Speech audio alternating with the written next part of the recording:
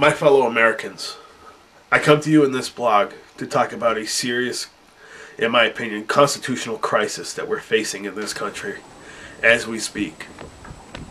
As we speak right now, there are people who find the flag of our country offensive, they find the Pledge of Allegiance offensive, and they find our national anthem offensive. Oh, say, can you see by the dawn's early light what so proudly we hailed at the twilight's last gleaming, whose broad stripes and bright stars through the perilous fight o'er the ramparts we watched were so gallantly streaming. And the rugged red glare, the bombs bursting in air, gave proof through the night that our flag was still there.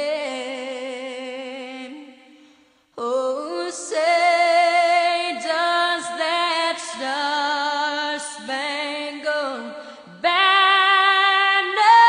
yet wave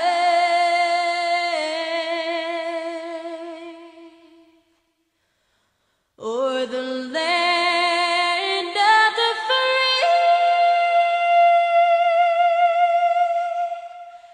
and the home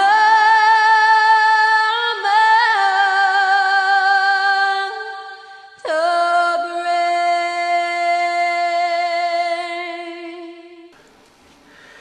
And quite frankly, that offends me. How can you be offended by the flag of this country and by the Pledge of Allegiance and of our national anthem? I don't know if these people realize that, granted, in America, you don't have to say the Pledge of Allegiance. You don't have to sing the national anthem. And you don't have to fly an American flag in front of your house if you don't choose to. In other countries, you may not have that choice. When it comes to swearing your allegiance to that country, they force you to do it. Now, in my opinion, I don't think that saying the Pledge of Allegiance in school should be an option. Quite frankly, when I went to school, it wasn't. We stood up, we saluted the flag, put our hand over our heart, and we said the Pledge of Allegiance. And if you didn't want to, you were getting in trouble. It just was not appropriate. And now we got people who are offended by our flag and by our country.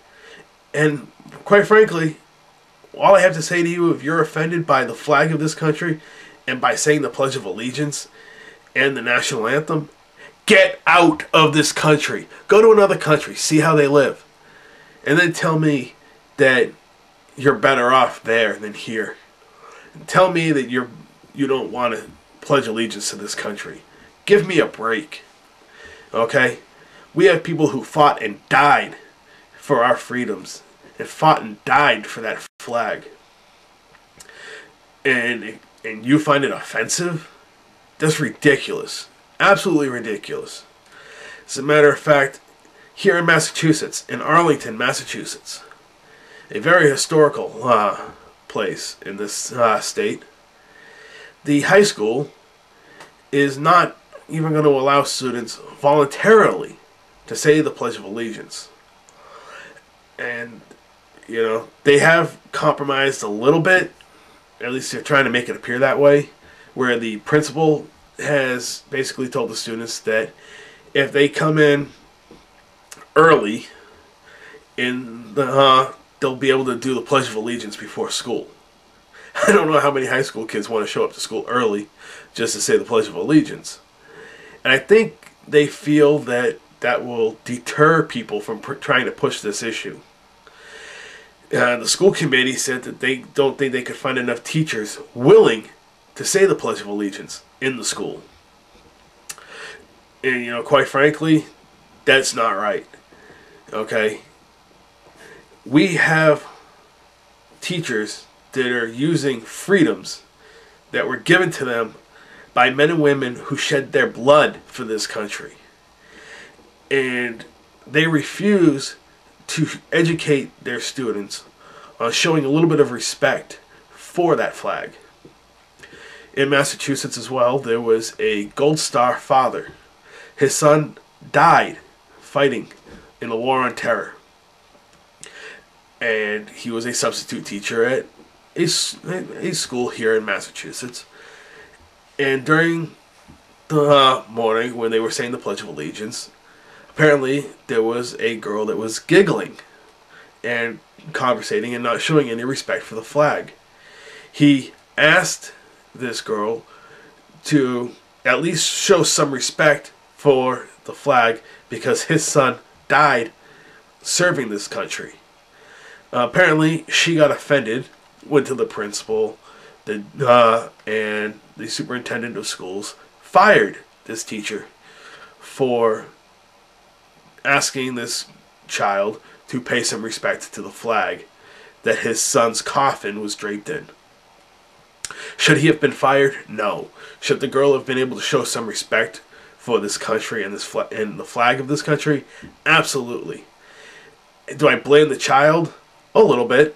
I blame the parents more. Because in this day and age, parents don't want to parent.